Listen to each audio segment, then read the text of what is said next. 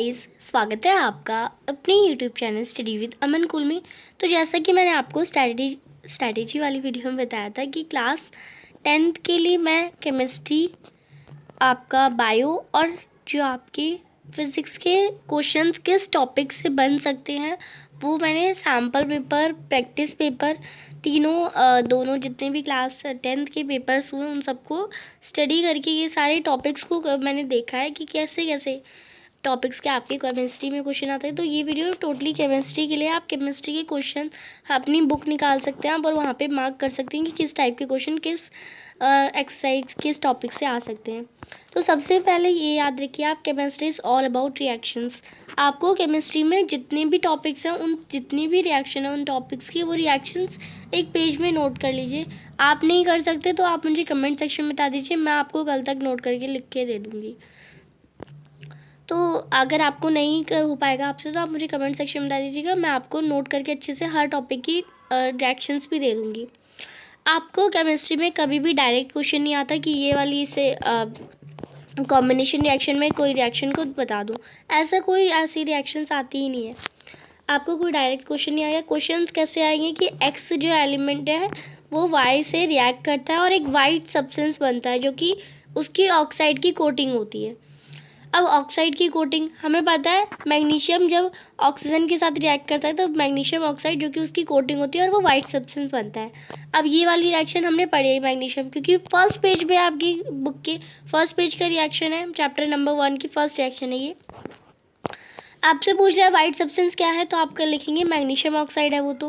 तो ये ऐसे क्वेश्चन बनेंगे, कैसे कैसे टॉपिक से बनेंगे वो मैं आपको डिस्कस करूँगी। नेक्स्ट आगे हम चलते हैं। तो सबसे पहले केमिकल इक्वेशंस की आप सोचते हैं कि डिफाइंस आ जाएगी, combination reaction define, definition, decomposition definition. ऐसे डेफिनेशन बिल्कुल नहीं आएगी, पहले आती थी अब नहीं आएगी, क्योंकि अब आपको पता है केमिकल कॉम्बिनेशन रिएक्शन में ए होता है, बी के साथ रिएक्ट करता है तो सी बना देता है। तो आप इसे लिख भी सकते हैं, अगर आप इसे रिएक्शन आपको याद है तो आप इसे ऑटोमेटिकली लिख सकते हैं। इन्हें याद करने में टाइम वेस्ट मत करिए कि when 2 or more products are combined to form single products, ये हम कह सकते हैं कॉम्बिनेशन रिएक्शन है। तो ये तो आप इजीली, इतनी इंग्लिश सबको आती है जो इजीली, अगर रिएक्शन पता है आपको तो आपको ज़्यादातर फोकस रिएक्शन पे करना है। बैलेंसिंग, जितने भी केमिस्ट्री के चैप्टर हो, जितने भी इक्वेशन आप लिख रहे हैं उन सब की बैलेंसिंग ज़रूर करें। और अगर नहीं आती, गलत मत करना, नहीं आती तो मत करो, नो नीड, मतलब कोई ज़रूरत नहीं। अगर आप कर रहे हैं कि मैम ने बोला कि बैलेंसिंग ज़रूर करनी है तो गलत नहीं भी आ रही तब भी करे जा रहे हैं, ऐसा नहीं। एकदम कंफर्म हो, जब आपको कंफर्म है कि तभी आती है, पूरी अच्छे से आती है, तभी आप उसकी बैलेंसिंग करें, नहीं आती तो मत करिए। और आप सोचें कि बैलेंसिंग पे क्वेश्चन आ जाएंगे, जैसे एक्सरसाइज चैप्टर 1 के एक्सरसाइज में इतने सारे बैलेंसिंग के क्वेश्चंस हैं तो बैलेंसिंग के क्वेश्चंस भी नहीं आएंगे। और अगर आएंगे तो ये नहीं कि C+O2 ये दे रखा है CO2 इसको बैलेंस करो, ऐसा तो बिल्कुल नहीं आएगा। बहुत टिपिकल इक्वेशंस आएगी, जस्ट लाइक आपकी बैरियम सल्फेट की आ सकती है, BSO4 वाली जो रिएक्शंस है वो आ सकती है, और लेड नाइट्रेट वाली आ सकती है। तो थोड़ी typical equation just like photosynthesis वाली आ सकती है, C6H12O3 ये वाली रिएक्शंस आ सकती है, जो पूरी फोटोसिंथेसिस की रिएक्शन है। और जो आपका कैल्शियम ऑक्साइड जब वाटर में मिलाया जाता है, कैल्शियम हाइड्रोक्साइड बनाया जाता है, तो वो ऐसा सब्सटेंस है जो कि वाइट वॉशिंग के लिए यूज़ हो जाता है। तो ऐसे ही पूछ सकते हैं, एक्स सब्सटेंस जब वाइट सब्सटेंस में मिलाया जाता है और जो सब्सटेंस बनता है वो वाइट वॉशिंग के लिए यूज़ होता है, तो सब्सटेंस का नाम बताओ।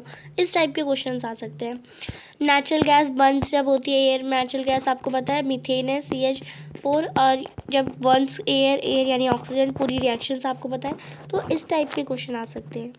डिकम्पोजिशन रिएक्शन एक मात्र जो है आपकी रिएक्शन है जिसमें सल्फर डाइऑक्साइड और सल्फर ट्राइऑक्साइड, वो रिएक्शन आपको ज़रूर याद करनी है, बैलेंसिंग के साथ याद रख करनी है। और ये रिएक्शन आपको पूछ सकते हैं कि ऐसा कौन सा रिएक्शन है जिसमें ट्राइऑक्साइड भी निकलती है और डाइऑक्साइड भी निकलती है, या तो पूरा नाम ही देंगे सल्फर डाइऑक्साइड, सल्फर ट्राइऑक्साइड, वैसे क्वेश्चन आ सकते हैं आपके पास। तो आपको वो रिएक्शन याद रखनी है, और उस रिएक्शन का टाइप बता दो, वो रिएक्शन किस टाइप की है, तो डिकम्पोजिशन, और टाइप को डिफाइन भी करो तो डिकम्पोजिशन रिएक्शन को तो आप डिफाइन करने भी आ सकता है। ऐसे क्वेश्चन, ये डायरेक्ट डिकम्पोजिशन रिएक्शन डिफाइन और इसके एग्जाम्पल नहीं पूछा जाएगा आपको। रिएक्टिविटी सीरीज़ मैंने इसलिए बोला क्योंकि डिस्प्लेसमेंट रिएक्शन के लिए आपको रिएक्टिविटी सीरीज़ याद करनी है। उसका मैं आपको एक एक तरीके से एक तरीका भी बता सकती हूँ। आप इसे याद करने का एक होता है कि कालू नाथ का माली, कालू, मेरे आप वर्ड्स पे जाइएगा, मैं यहाँ पे लिख नहीं पा रही हूँ। कालू नाथ का माली आलू ज़रा फीका पकाता है, फीका पकाता है, पकाता है कुछ कुछ हींग अजवाइन और तो मैं एक बार बोल देती हूँ। कालू नाथ का माली आलू ज़रा फीका पकाता है, कुछ हींग अजवाइन और कुछ और के आगे कुछ नहीं है, बट और लिख दिया है बस।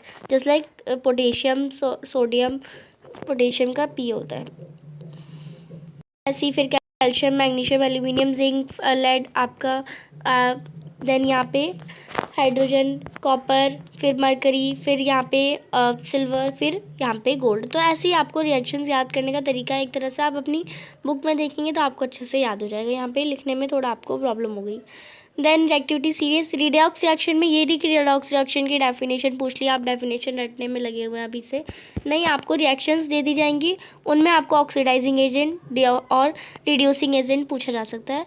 एंड नेक्स्ट चैप्टर पे चले हम, चैप्टर नंबर 2 पे। तो आपका H2O जो एक्टिविटी है, फिर आपकी सेकेंड, आपका चैप्टर खुलते ही सेकेंड या थर्ड पेज में आपकी जो एक्टिविटी है, जिसमें आपका जो हाइड्रोजन गैस कौन सी गैस निकलती है वो, और कुछ उस गैस को पहचानने का तरीका वो आपसे पूछा जा सकता है। इसके बेसिस पे क्वेश्चन आ सकते हैं।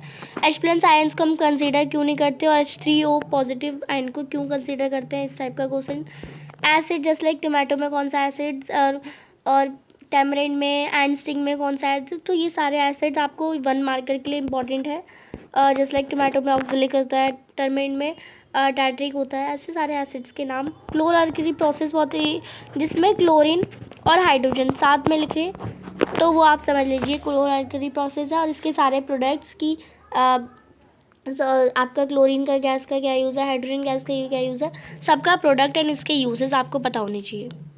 देन है बेकिंग सोडा और बेकिंग पाउडर में डिफरेंस, दोनों को, इसमें किसमें टार्ट्रिक एसिड होता है, किसमें ईस्ट से फॉर्मेशन से, मतलब जो डफ होता है, अगर हम आटे की बात करें तो वो बड़ा हो जाता है, फूल जाता है, तो वो किस में होता है, बेकिंग सोडा, बेकिंग पाउडर, दोनों का डिफरेंस आपको अच्छे से आना चाहिए। वाटर ऑफ क्रिस्टलाइजेशन पता होना चाहिए कि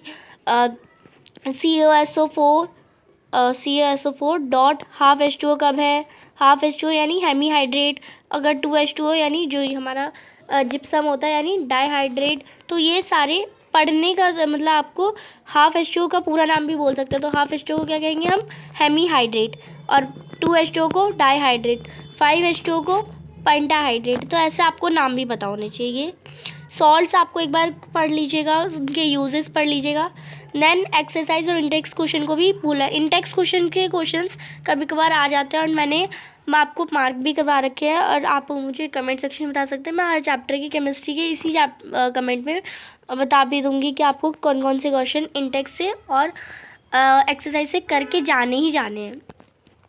देन अगर हम थर्ड चैप्टर पे जाएं, मेटल वाले चैप्टर पे, तो मेटल में उसके सारे केसेस की, हॉट वाटर से कैसे रिएक्ट करता है, कोल्ड वाटर से कैसे, स्टीम से कैसे, किस किस के साथ रिएक्ट करता है, एक्सेप्शनल केसेस क्या है कि मेटल वाटर में कौन सा रिएक्ट करता है, और ऐसा कौन सा नॉन मेटल है जो लिक्विड स्टेज में पाया जाता है। तो ऐसे सारे जो एक्सेप्शनल केसेस हैं ना, और केजियम जी गैलीलियम वाले जो सारे केसेस हैं वो आपको याद रखना है।